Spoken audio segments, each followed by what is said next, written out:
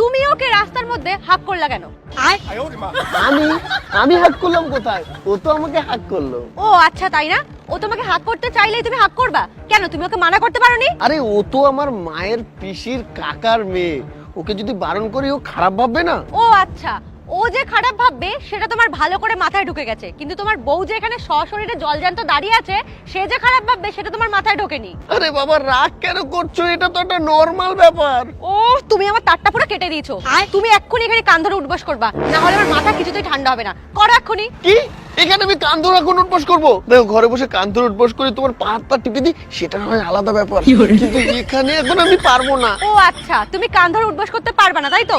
তুমি একটা মেয়েকে রাস্তার মধ্যে জড়িয়ে ধরতে পারবা, আর তোমার বউ বললে তুমি কান ধরে উঠবস করতে পারবে না? তুমি এক্ষুনি কান ধরে উঠবস করবা। করো, আরে করো। আরে বন্ধু আর সুন্দরী বৌদি, কেমন আছো? ভালো। তোর বৌদি কি বলছে আমাকে? বলছে রাস্তার মধ্যে আমাকে কান ধরে উঠবস করতে। এটা কি মানা যায় বলতো? ঠিকই তো বলেছে, বৌদি যখন বলেছে তোকে কান ধরতে হবে তখন কান ধরতেই হবে। ধর এক্ষুনি। ঠিকই তো বলেছে, ও আমার দেওর।